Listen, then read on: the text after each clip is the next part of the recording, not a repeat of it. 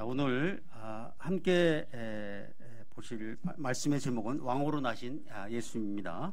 요절 말씀은 2장 11절 말씀, 저와 여러분 함께 읽고 제가 기도하고 시작하겠습니다. 마태복음 2장 11절 말씀입니다.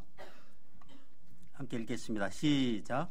집에 들어가 아기와 그의 어머니 마리아가 함께 있는 것을 보고 엎드려 아기께 경배하고 보배압을 열어 황금과 유황과 모략을 예물로 드리라. 예, 기도하겠습니다. 하나님, 아기 예수님의 탄생을 인해서 감사 찬양을 드립니다. 이 예수님의 은혜를 묵상하기를 원합니다. 성령님께서 함께 해주시고 이전에 입술과 마음을 주장해 주셔서 하나님의 말씀만을 온전히 드러내게 도와주옵소서. 감사드리며 예수님 이름으로 기도합나이다. 아멘. 집에 들어가 아기와 그의 어머니 마리아와 함께 있는 것을 보고 엎드려 아기께 경배하고 보배업을 열어 황금과 유황과 모략을 예물로 드리니라. 오늘날 우리는 왕정 제도 아래 살고 있지 않습니다. 그러나 오늘날 우리가 예수님을 우리의 왕으로 모시고 살 것인가 하는 문제에 강력히 도전해오는 옵션은 돈이라는 왕입니다. 왜냐하면 예수님 마태복음 6장 24절에서 이렇게 말씀하시기 때문입니다. 한 사람이 두 주인을 섬기지 못할 것이니 혹 이를 미워하고 저를 사랑하거나 혹 이를 중히 여기고 저를 경히 여김이라. 너희가 하나님과 재물을 겸하여 섬기지 못하니라. 이 말씀은 하나님 믿지 않는 사람들이 주신 게 아니라 제자들에게 주신 말씀입니다. 그것은 하나님을 믿는 우리도 돈을, 재물을 주인으로 섬길 수 있다는 말씀입니다. 예를 들어서 오전에는 하나님을 주인으로 섬겼다가 또 오후에는 돈을 주인으로 섬길 수 있고, 오늘은 하나님을 주인으로 섬겼다가 또 내일은 돈을 또 주인으로 섬길 수 있다는 이런 말씀입니다. 일생 동안 그렇기 때문에 우리가 싸워 나가야 하는 중요한 문제입니다. 돈이 엄청난 힘이고 돈이 엄청난 권력의 시대입니다. 돈의 소유 유무에 따라 갑과 을이 결정되고 무전유죄가 성립되는 암울한 시대입니다. 마치 우리의 생존과 모든 것이 돈에 의해 좌우되고 돈이 우리를 주관하고 다스리는 듯한 이 시대입니다. 하나님 없이는 살 수 있어도 돈이 없이는 살 수 없다고 여겨지는 시대를 우리가 사는 셈입니다. 단순히 불신자들에게 뿐만 아니라 하나님의 자녀들에게조차 돈이 필요가 아니라 필수로, 우리는 태어나면서부터 죽을 때까지 돈이 필요합니다. 가난해서 또 장례 비용이 없어서 장례를 못 치르는 분들도 있습니다. 사단은 우리의 연약함을 알기 때문에 그 돈을 필요해서 필수로, 우리도 모르는 사이에 무의식 가운데 돈을 필요해서 필수로 삼게 만듭니다. 그러면은 이것을 통해서 사단은 우리의 구원을 뺏을 수는 없지만은 우리가 돈을 필요가 아니라 필수로 여겨질 때 사단은 그것을 통해서 우리가 가지고 있는 구원의 은혜, 구원의 생명력을 앗아가 버립니다.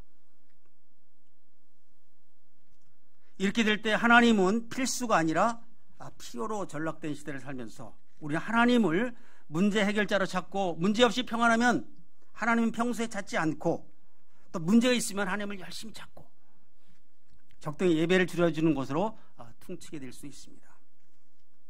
이처럼 모든 삶이 하나님이 아닌 돈을 중심으로 돈 하다가 자칫 돌아보기 쉬운 시대. 그래서 돈을 버는 것에는 악착같고 철저히 열심과 생명을 들이지만 하나님 믿고 하나님의 약물이들 섬기는 것에는 폼과 형식만 갖추고, 난 돈이 필요한데, 내가 돈이 필요한데 돈을 위해서 이렇게 사는데, 그리고 난 예배도 드리고 하나님 열심히 믿으려고 하는데, 이렇게 적당히 믿는 신용만 내기 쉬운 세대를 살면서 하나님이 우리의 왕이심을 아는 참 신자로서의 신앙의 길은 무엇이어야 하겠습니까?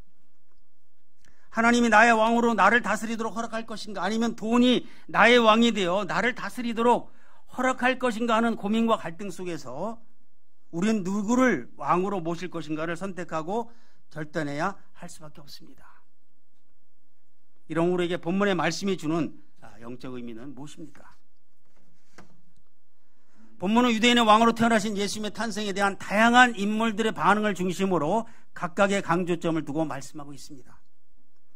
사도 마태는 당시 로마 황제의 말발굽 아래서 고통하는 하나님의 자녀들에게 참 왕, 아기로 태어나신 예수님 안에서 확고부동한 영적 정체성을 가지도록 말씀하고 있습니다. 강대국 로마와 로마 황제를 통해 신자들을 두려움과 사망 권세의 노예로 삶고자 하는 사단의 권세를 분별하고 이를 정복하고 다스리며 이방인 선교를 생명을 들여 섬기도록 하고자 하는 목적을 두고 말입니다. 이를 위해서 물론 사도 마태는 1장과 마찬가지로 예수님께서 구약의 하나님의 말씀을 완전하게 성취하신 분이심을 5절과 6절, 15절, 17절과 18절, 23절을 통해 확증하고 있습니다. 한 절씩 읽어보겠습니다. 5절과 6절 말씀을 먼저 읽겠습니다. 5절과 6절 시작.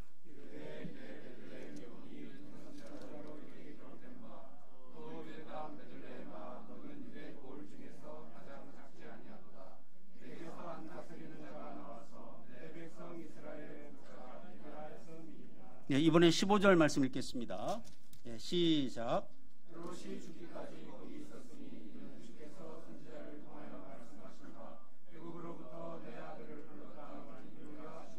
네, 이번엔 17절과 18절 말씀 읽겠습니다. 17절과 18절 네, 시작.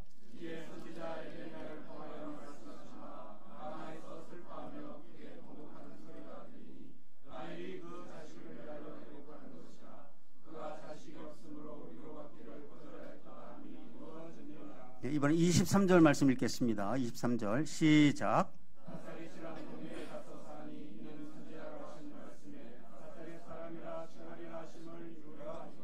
네, 감사합니다. 1장에서 하나님께서 연약한 죄인들에게 약속하신 하나님의 말씀 그리고 이를 장구한 역사 속에서 성취하셨다는 것은 하나님이 역사의 주관자, 섭리의 주관자임을 말씀하는 것입니다. 로마 황제 손에 당시 성도들의 생명과 죽음이 좌우되는 것이 아니라 로마의 흥망성쇠 로마 황제들의 생사화복이 전능자 하나님의 손에 의해 좌우됨을 강력히 증거합니다. 이는 당시 이 말씀에 있는 신자들에게 큰 위로와 힘이 되었을 것입니다. 현재도 마찬가지입니다. 얼마 전 비상기업령 선포로 온 나라가 쑥대밭이 되고 다행히 국회의 탄핵 가결로 일단락 정리가 되었습니다. 이런 어지러운 시대 속에서 하나님의 자녀들인 저희가 절대적으로 확신해야 하는 것은 무엇이겠습니까? 한 나라의 흥망성쇠, 한 개인의 생사화복, 세상 모든 역사의 섭리와 주관자는 우리의 하나님이시라는 것입니다. 1절과 2절 말씀을 함께 읽겠습니다. 1절, 2절 시작.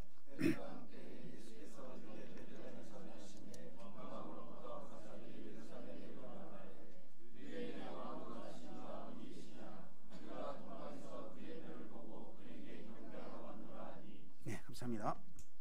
동방으로 오던 박사들의 유대인 왕 탄생 소식에 헤롯 왕은 깜짝 놀랐습니다. 예수님이 자기 백성을 그들의 죄에서 구원하시고자 영적인 왕으로 나셨음에도 헤롯은 정치적으로 생각하고 자신의 왕권을 위협할 왕이 탄생했다는 소식으로 들었습니다. 그는 극도의 광기와 긴장에 휩싸였습니다. 4절에서 헤롯이 모든 대제사장들 백성들의 서기관을 모아 그리스도의 탄생을 물은 것은 그가 영적인 소원이 있거나 또 말씀을 사모해서가 아니고 예수님의 탄생하실 장소를 찾아서 아기 예수님을 죽이고자 했기 때문입니다. 이때부터 예루살렘 마치 헤롯 왕이 비상계엄령을 선포한 것처럼 얼어붙고 16절에서 보듯이 베들레헴과 그 모든 지경 안에 2살 아래의 어린 아기들이 다 죽임을 당하는 피바람이 불었습니다. 이런 상황을 사도 마태가 언급한 것은 로마 황제를 통해서 혹은 사단이 로마 황제들의 악함을 통해서 극렬하게 하나님의 자녀들을 핍박하는 상황 속에 처한 영적 상황을 간접적으로 떠올려주기에 충분합니다. 13절에서 23절까지 해서 왕으로 태어나신 아기 예수님이 도리어 세상 왕인 헤롯에게 쫓김을 당하고 피신하는 아이러니한 역설적 상황은 예수님이 정치적 메시아가 아닌 죄와 사단에서 인류를 죄인들을 구원하시는 영적 왕이심과 그래서 비록 로마 황제 아래서 생명의 핍박 가운데 있는 하나님의 자녀들에게 핍박의 당위성과 위로를 주기 위한 사도 마태의 의도입니다. 4절에서 6절 말씀을 함께 읽어보겠습니다. 4절에서 6절입니다. 시작.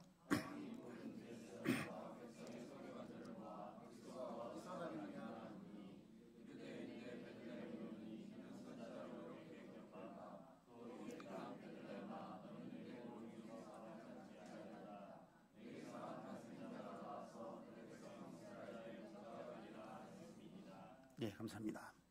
4절에서 6절을 보면 두 번째 등장인물이 나옵니다. 그것은 모든 대제사장과 서기관들입니다. 그들은 하나님의 직분을 감당하는 선택받은 사람들이었고 구약에 정통한 사람들이었습니다. 이들은 메시아 예수님의 탄생이 구약에 예언되어 있다는 것을 알았고 그 예수님이 현재 탄생하신 것을 알았습니다. 어디서 탄생하실 것도 너무나 잘 알아서 헤롯의 질문에 척척 잘도 대답하였습니다.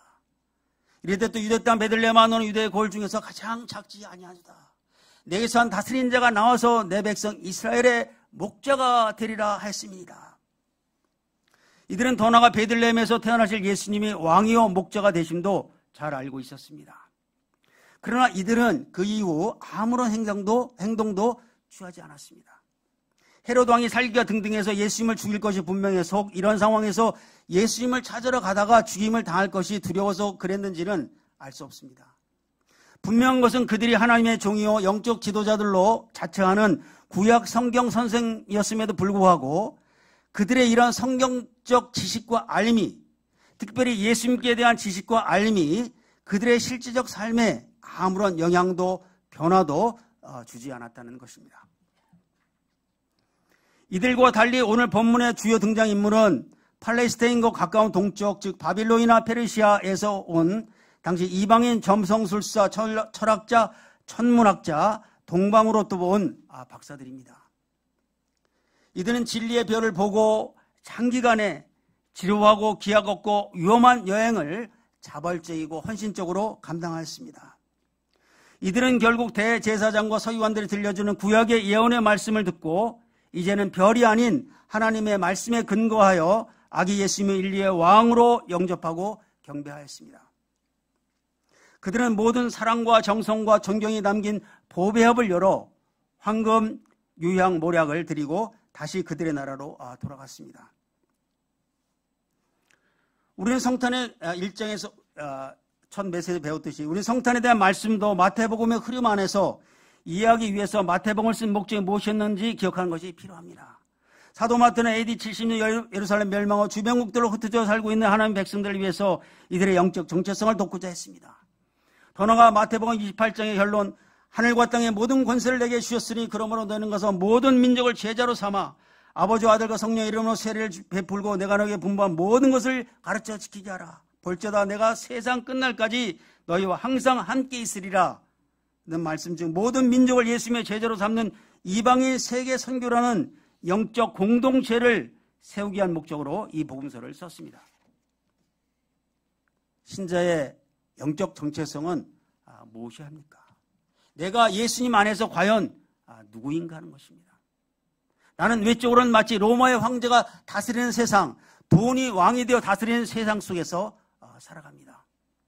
그러나 하나님 안에서 보면 나는 로마 황제를 다스리시는 왕의 왕이신 하나님, 인간의 연약함을 통해 돈을 왕으로 삼게 만드는 사단을 제압하고 그 하나님께서 당신의 절대 섭리와 역사의 주관자로서 때가 되어 연약한 아기의 모습이지만 이스라엘 다스린 자요 목자로 보내신 예수님 안에서 살아갑니다. 마태는 이런 우리가 이 왕이신 예수님 안에서 왕같은 제사장으로서 영적으로 마치 로마 같은 이 세상을 다스리시며 이방인들 예수님의 제자로 삼는 사역을 온 생명과 힘을 다해 감당하는 것을 위해서 마태복음을 쓴 것입니다. 그 당시에 마태복음을 첫 번째 읽었던 당시의 독자들 그리고 현재 마태복음을 읽는 저희들에게 이 목적으로 쓴 것입니다. 마태복음을 읽었을 당시 그리스도인들은 인간적으로만 보면 로마 황제의 똑똑한 철권 통치 아래서 살아야 했습니다. 여러 번 메시지에서 언급했습니다. 마치 매일 매 순간이 로마 황제의 비상 계엄령 아래서 사는 것 같은 매우 불안하고 막막하고 초긴장의 삶이었을 것입니다. 그러나 오늘 말씀은 이방 땅에서 을의 위치와 상황, 생명의 위협과 핍박 속에 있는 이들에게 무엇을 말씀해주고 있습니까? 그것은 동방으로부터 온 박사들의 경배적 삶, 진리의 왕을 찾아 순수히 경배하고 헌신한 것이 참되다고 말하고 있는 것입니다. 사도 마태는 이를 통해서 이방 땅에서 사는 당시의 신자들에게 너희도 이렇게 살면 된다. 너희가 비록 외적 상황은 기약이 없지만 그러나 진리의 왕이신 예수님을 경배하는 삶을 살면 된다고 말하고 있는 것입니다.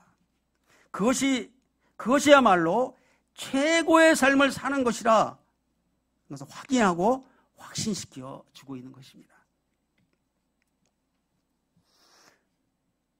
지난번 메시지에도 언급했죠. 어쩌면 당시의 신자들은 이방 땅에서 과연 자신들이 바른 믿음의 생활을 하고 있는지, 외적으로는 초라하고 겁쟁이 같은 모습으로 살고 있는 것으로 인해서 답답하고 그들의 정체성에 심각한 혼란을 겪고 있었을 것입니다. 이런 그들에게 또 다른 누군가에게 복음을 증거한다는 것은 단지 깊은 의무감으로 다가올 뿐, 확신과 구체적인 방법, 어떻게 하나님의 자녀로 살아야 하는 것에 대한 분명하고 명확한 청사진이 없었을 것입니다. 그러나 본문의 박사들의 삶은 그들에게 새벽 하늘의 별과 같이 방향이 되고 있습니다. 박사들은 모든 것을 들여 마음과 성품과 힘을 다해서 진리의 별의 인도함을 받아 진리의 왕께 가장 귀한 보물을 들여 경배하였습니다. 진리의 왕을 발견하고 찾는 데 모든 것을 드리고 헌신한 삶, 또 영적 구도자의 삶, 영적 순례자의 삶은 하나님이 가장 기뻐하십니다. 그런 삶 자체가, 그런 삶의 향기가 바로 가장 소중한 복음 증거의 방법임도 가르쳐주고 있습니다. 이는 위에서 언급한 대제사장과 서기관들의 삶과는 얼마나 대조되는 삶입니까? 9절에서 11절 말씀을 함께 천천히 한번 읽어보겠습니다. 9절에서 11절입니다. 시작.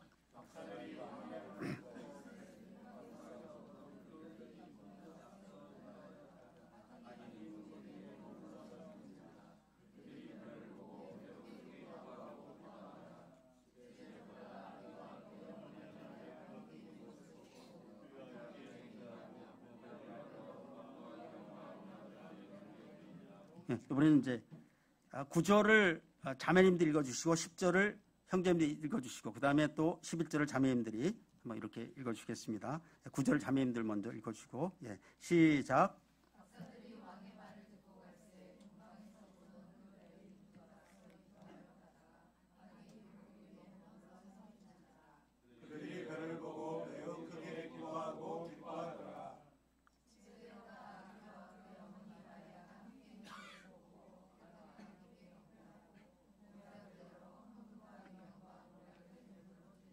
이번에는 이제 9절 말씀을 형제님들이 읽어주시고 그 다음에 자매님들이 읽어주시겠습니다. 시작. 박사들이 왕의 말을 듣고 갈새 동방에서 보는 그들이 눈도 앞서 인도하여 다가가 악인 무리에 머물러 서 있는지라.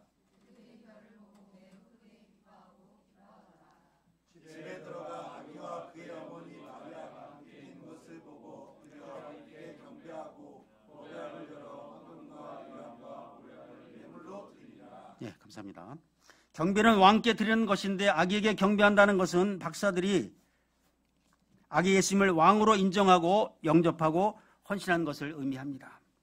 이방인 박사들에게 경배받으신 아기 예수님은 장차 이방인들도 하나님의 목장 우리 안에 모아 들이셔서 하나님 아버지 아들들로 삼으실 것을 나타내고 계십니다. 본문에는 외적으로 강력한 권력을 휘두른 헤롯 왕과 아기로 나신 연약한 예수님, 그러나 참 왕으로 나신 예수님이 대조되고 있습니다. 이사야 선지자 일찍이 이야기시 예수님이 어떤 분이신지를 다음과 같이 예언하였습니다. 이사야 9장 6절입니다. 이는 하나가 우리에게 낳고 하나들 우리에게 주신 바 되었는데 그의 어깨는 청사를 메었고 그의 이름은 기모자라 모사라 전능하신 하나님이라 영존하신 아버지라 평강의 왕이라 할 것이니라. 아기는 연약함과 순수의 상징입니다. 아기는 스스로의 힘으로 아무것도 할 수 없습니다. 무엇을 할 수도 누구를 이길 수도 타인을 위해서 아무것도 할 수 없습니다. 아기는 어머니에게 전적으로 의존하며 보호와 양식을 공급받아야 살 수 있습니다. 그러나 아기 예수님은 가장 연약한 자이시만 가장 강한 분이십니다. 아기 예수님은 아무것도 하실 수 없는 분이시지만 모든 것이 가능하신 분이십니다. 예수님은 아기신데 왕이십니다. 역설 중에 역설입니다. 예수님은 완전한 사람이시며 완전한 하나님이십니다. 다스리는 왕이시며 섬기시는 목자이십니다. 죽은 자를 살리시는 능력자이신데 죄인들의 죄사함을 위해 십자가에서 죽으십니다. 예수님의 이중적 정체성, 예수님의 사역의 이중성입니다. 사도 바울은 하나님의 자녀의 이러한 영적 이중성에 대해서 다음같이 증거합니다. 무명한 자 같으나 유명한 자요, 죽은 자 같으나 보라 우리가 살아있고 징계를 받는 자 같으나 죽임을 당하지 아니하고 근심하는 자 같으나 항상 기뻐하고 가난한 자 같으나 많은 사람을 부유하게 하고 아무것도 없는 자 같으나 모든 것을 가진 자로다.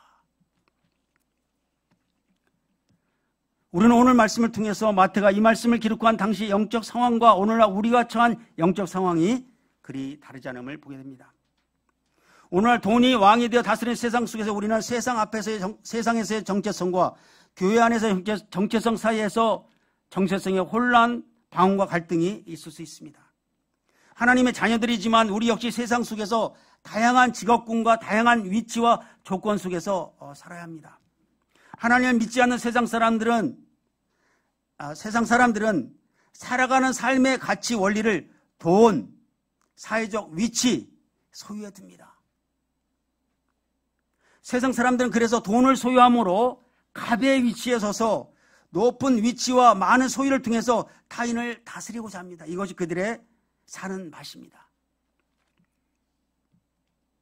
그들은 하나님의 자녀들보다 돈으로 사람을 움직이고 활용토록 하는데 탁월합니다.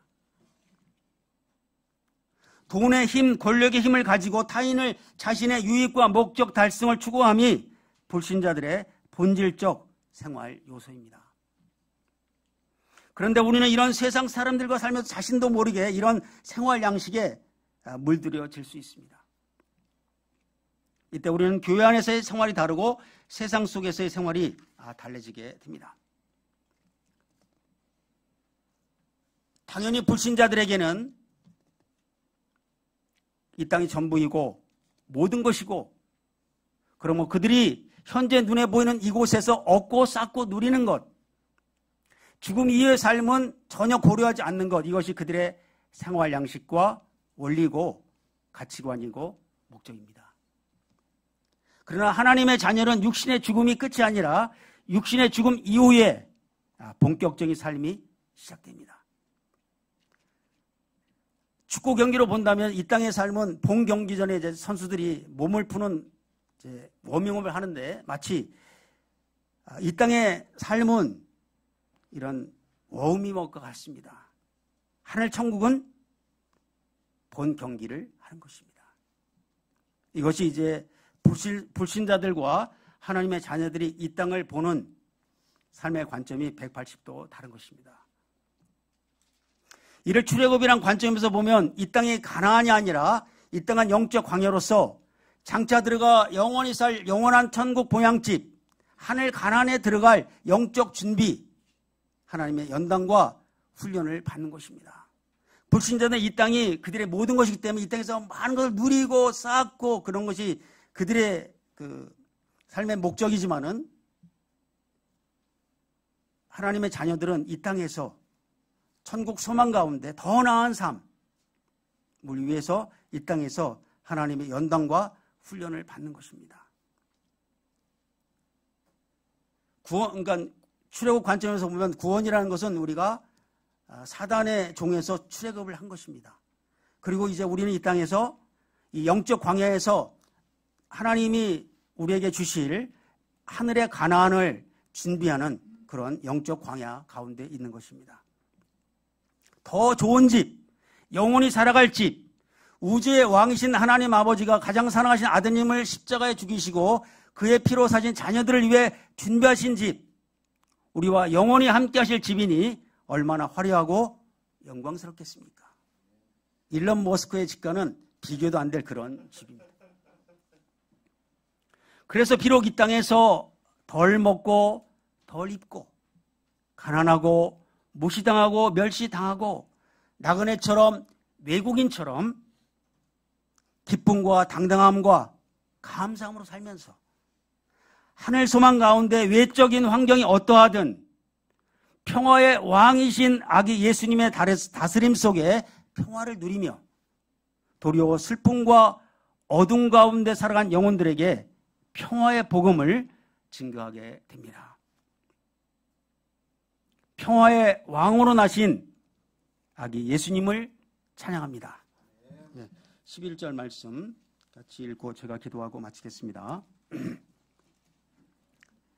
시작. 집에 들어가 아기와 그의 어머니 마리아가 함께 있는 것을 보고 엎드려 아기께 경배하고 보배압을 열어 황금과 유황과 모략을 예물로 드리니라. 이 땅에 아기로 나신 예수님, 참 왕이신 예수님을 찬양합니다. 돈이 왕이 되어 또 사단이 돈을 통해 우리의 연약한 필요를 통해 우리로 하여금 왕 삼고자 하는데 우리가 거기에